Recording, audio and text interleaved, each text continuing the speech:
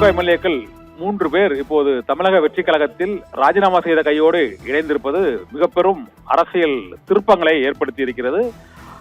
இப்போது இடைத்தேர்தல் நடைபெறுவது 4 தொகுதிகளில் உறுதியாகி இருக்கிறது. ஆனால் அந்த எண்ணிக்கை 4 அல்லது மேலும் எண்ணிக்கை அதிகரித்து 16 தொகுதிகள் வரை இடைத்தேர்தல் நடைபெறுவதற்கான வாய்ப்பு இருக்கிறதா என்ற கேள்வி எழுந்திருக்கிறது. ஏனென்றால் தமிழக வெற்றி கழகத்தை பொறுத்தவர்கள் அவர்கள் தனித்து 107 தொகுதிகளில் வெற்றி பெற்றிருக்கிறார்கள். அவர்களுக்கு பெரும்பான்மைக்கு தேவை மேலும் 11. இப்போது இந்த எம்எல்ஏக்கள் ராஜினாமா தொடர்பாக சபாநாயகர் ஜே.சி.டி. பிரபாகரன் தலைமைச் செயலகத்தில் உள்ள சட்டப்பேரவை சபாநாயகர் அலுவலகத்தில் செய்தியாளர்களை சந்திக்கிறார். அந்த காட்சிகளை நாம் இப்போது பார்க்க இருக்கிறோம். 3 பேர் ராஜினாமா தொடர்பாக சபாநாயகர் ஜே.சி.டி. பிரபாகரன் பேட்டியளிக்கும் காட்சியை இப்போது பார்க்கலாம். சத்யபாமா மதுராந்தகம் சட்டமன்ற தொகுதி மாண்புமிகு உறுப்பினர் திருமதி கே.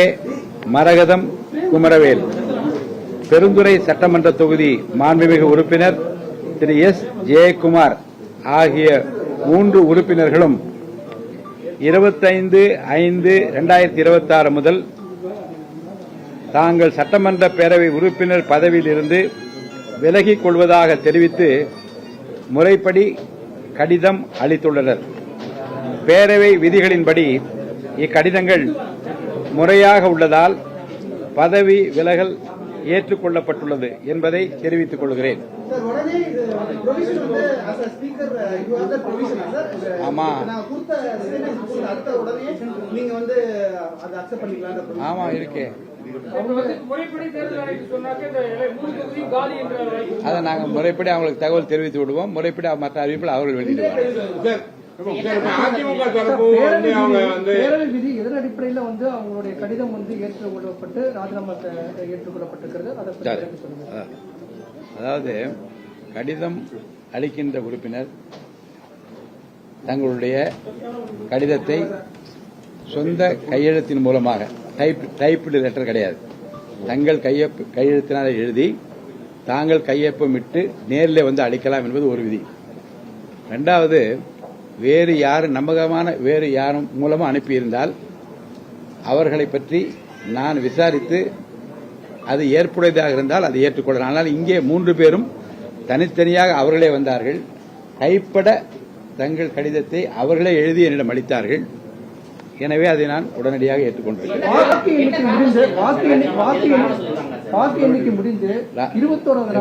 கேட்ட கேள்விக்கு பதில், ஒரு உறுப்பினர் பதவி விலகல் கடிதத்தை கொடுக்கிற போது அவர் காரணம் சொல்ல தேவையில்லை. இன்று முதல் இப்பொறுப்பிலிருந்து விலகிக் கொள்கிறேன் என்கின்ற அந்த வாசகங்கள் இருந்தால் போது விதிகள் உட்பட ஏற்றுக்கொண்டிருக்கிறேன். தேர்தல் வாக்கு எண்ணிக்கை முடிந்து ஒரு 21 நாள்ல அவங்க தங்களுடைய எம்எல்ஏ பதவியை ராஜினாமா செய்யறாங்க. ஒரு சபாநாயகரா முன்னாடி கேட்ட கேள்வி கொஞ்சம் விளக்கம் சொல்லிடுறேன். பேரவை விதி 21, பேரவை உறுப்பினர் பதவியிலிருந்து விலக விரும்பும் ஒரு உறுப்பினர் இதற்காக இணைப்பு ஊவில் உள்ள குறிப்பிட்டுள்ள படிவத்தில் பேரவைத் தலைவருக்கு தம்முடைய எண்ணத்தை தம் கைப்பட எழுதி கையொப்பமிட்டு தெரிவிக்க வேண்டும். இதுதான் இந்த விதிப்படி அவர்கள் கடிதம் இருந்ததால் உடனே ஏற்றுக்கொண்டார். கட்சி மாறி ஓட்டு போட்டவங்க மீது நடவடிக்கை எடுக்க சொல்லி எடப்பாடி கொடுத்த மனுவுடைய நிலை என்னவா? எல்லா மனுக்களும் என்னுடைய பரிசீலனை உள்ளது. உரிய நேரத்தில் விதிகளின்படி நடவடிக்கை எடுத்து அறிவிப்பேன். சார், இப்போ இந்த ராஜினாமா பண்றாங்க, ஒரு தேர்ந்தெடுக்கப்பட்ட மக்கள் வாக்களிச்சிருப்பாங்க. இந்த மக்கள் பார்க்கும்போது அவங்களுக்கு அந்த ஒருத்தர் 2 இடத்துல நின்னா அது வேற விஷயம். இந்த மாதிரி இருக்கும் பொழுது நீங்க அவங்களுக்கு ஆலோசனை வழங்கிருக்கலாம். ஏன் இந்த காரணம் கொஞ்சம் மக்களுக்கு இந்த இது பண்ணீங்க, ஏன் வழங்க முடியல? பேரவைத் தலைவர் என்ற முறையில் அப்படிப்பட்ட ஆலோசனை வழங்குவது என்னுடைய வேலை அல்ல. அவர்கள் விரும்பி ராஜினாமா கடிதம் கொடுக்கிற போது முறையாக இருக்கிறதா இல்லையா என்பதை மட்டும் பார்ப்பதுதான் என்னுடைய வேலை. அந்த வேலையை நான் முறையாக செய்திருக்கிறேன்.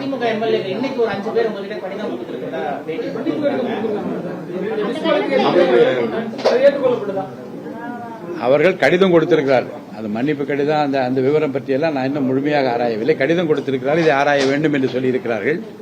முறைப்படி படித்து பார்த்து விதிகளின்படி அவைகள் இருக்கிற நிலைமைகளை பொறுத்து நான் என் முடிவை அறிவிப்பேன். தபால் மூலம் வேற ஒரு விஷயம் சொன்னீங்க, இந்த தபால் மூலம் வேற ஏதாவது ராஜினாமா அனுப்பியிருக்காங்களா? தபால் மூலமாக யாரும் இதுவரை எங்கள் கைக்கு கிடைக்கவில்லை. அப்படி அனுப்பினால் அது ஏற்றுக்கொள்ளப்பட மாட்டாது. நேரிலே வந்து கைப்பட எழுதி கொடுத்திருந்தால் தான் ஏற்றுக்கொள்வோம். அந்த கடிதத்தின் மீது முதல்ல வந்து நீங்க சட்டப்பேரவை தான் அறிவிக்கிறேன்னு சொல்லியிருக்கீங்க. ஆளுநர் உரையோடு தமிழக சட்டப்பேரவை எப்ப தொடங்கும்? அதற்கு முன்னாடி அறிவிக்கக்கூடிய வாய்ப்பு இருக்கா? இல்ல சட்டப்பேரவை தான் அறிவிக்கலாம்? சட்டப்பேரவையில் அறிவிக்கலாம், வெளியில அறிவிக்கலாம். முறைப்படி சட்டப்பேரவையில் அறிவிக்கலாம் என்று விருப்பத்தை தெரிவித்தேன். வெளியிலும் கூட அறிவிப்பதற்கு விதிகளில் இடம் உண்டு. அப்படியும் நான் செய்யலாம். சார், அதிமுக அணியுடைய கொறடா யார் சார்? அதிமுகவை 2 பேர் லெட்டர் கொடுத்துருக்காங்க. அதுதான் ஆய்வு செய்து கொண்டிருக்க என்று பல முறை சொல்லிவிட்டேன். அப்படி 2 கடிதங்களும் நாங்கள் தான் கொறடா என்றோம், நாங்கள் தான் இப்படி என்று சொல்லுகிற போது ஆய்வு செய்வதற்கு எனக்கு நேரம் எடுத்துக் கொண்டிருக்கிறேன். விதிகளின்படி நான் நடப்பேன். இதுக்கென்று வந்து கால கெடு எதுவும் கிடையாது. இப்போதுதான் சொல்ல வேண்டும் என்று யாரும் என்னை நிர்பந்திக்கவும் முடியாது. நான் சட்டத்துக்கு உட்பட்டு விதிகளுக்கு உட்பட்டு உரிய நேரத்தில் நிச்சயமாக ஆய்வு செய்து முடிவெடுப்பேன். சில சட்டமன்ற உறுப்பினர்கள் மீண்டும் வந்து தங்களுடைய பதவியை ராஜினாமா செய்வதற்குண்டான வாய்ப்பு இருக்கிறது, தற்போதைய அரசியல் சூழ்நிலை அப்படிங்கிறாங்க. அப்படி வரக்கூடியவங்களுக்கு என்ன நீங்க வந்து சொல்றீங்க? ஏன்னா அவங்க மீண்டும் வரவங்களும் எழுத்துப்பூர்வமாக கொண்டு வரணுமா, இல்ல அதனுடைய விதி என்ன சார் சொல்லுது? இல்ல விதிதான் உங்களுக்கு படிச்சு காமிச்சிட்டேன். இந்த விதியின்படி இப்படி கொண்டு வாங்கன்னு சொல்ற வேலை என்னுடைய வேலை, அது என்னுடைய வேலையா? ராஜினாமா பண்ணுவதற்கான வாய்ப்பு இருக்குங்கிறாங்க தற்போதைய அரசியல் சூழ்நிலை காரணமாக. இல்ல, ஊடகங்களிலே இருக்கின்ற உங்களுக்கு தான் தெரியும் வெளியே என்ன நடக்குது. எனக்கு வெளியே நடப்பதை பற்றி என் அறைக்குள் வருவதை தான் நான் பார்க்க முடியும். வெளியில் நடக்கிற செய்தியில் நீங்கள் சொன்னால் தான் நான் தெரிந்து கொள்கிறேன். சட்டமன்ற உறுப்பினர் ராஜினாமா பண்ண ஒருத்தருக்கு இண்டிவிஜுவலா அவருக்கு ஒரு இஷ்யூ இருக்கும். எப்ப ரேரா இருக்கும். ஆனா இப்ப திடீர்னு ஒரு 3 பேர் ஒரே டைம்ல வந்திருக்காங்க. அதுபோல நிறைய பேர் வரணும் போது அது வந்து ஒரு சந்தேகத்தை கிளப்பாங்க. இல்ல, அது சந்தேகம் இருக்கிறதா என்பதை பற்றியெல்லாம் ஆராய்வது சபாநாயகருடைய வேலை அல்ல. முறையாக கடிதம் தரப்பட்டிருக்கிறதா, விதிகளின்படி தரப்பட்டிருக்கிறதா, அதை ஏற்றுக்கொள்ளலாம் வேண்டாமா என்பதை பற்றி தான் நான் முடிவெடுக்க முடியும். அக்ரி கிருஷ்ணமூர்த்தி வெளியே என்ன பேட்டி கொடுத்திருக்காருன்னா, குதிரை பேரத்துக்கு நடந்திருக்கு அப்படின்னு சொல்லி ஹார்ஸ் ட்ரேடிங் ஒரு வார்த்தை யூஸ் பண்றாரு. நீங்க எப்படி இதை பாக்குறீங்க? என்ன அலுவலகத்தை சட்டமன்ற பேரவைத் தலைவர் என்கின்ற முறையில் அளிக்கப்பட்டிருக்கிற கடிதம் விதிகளின்படி அளிக்கப்பட்டிருக்கிறதா இல்லையா என்பதை பற்றி தான் நான் பார்க்க முடியும். ஒரு முறைதான் அளிக்கப்பட்டிருக்கிறது. இருமுறை எனக்காக நினைவூட்டி இருக்கிறார், அவ்வளவுதான். சரி, இப்ப கட்சி அலுவலகமாக மாற்றுகிறார்கள் தலைமைச் செயலகத்தை அப்படின்னு ஒரு விமர்சனத்தை முன்வைக்கிறாங்க. இதை எப்படி பாக்குறீங்க? கட்சி அலுவலகம் உறுப்பினர் கார்டு இஷ்யூ பண்றாங்க, அது மாதிரியான விஷயங்கள் நடக்கிறதா செய்திகள் வருகிறது. சட்டமன்ற பேரவைத் தலைவர் என்ற முறையில் என்னுடைய அலுவலகத்தை பற்றி கேள்வி கேட்டால் நான் பதில் சொல்ல தயாராக இருக்கிறேன். அதுதான் சரியாக இருக்கும். ரொம்ப நன்றி நன்றி நன்றி நன்றி. வாங்க வாங்க வாங்க, அப்பப்ப தொடர்பு கொள்ளுங்க.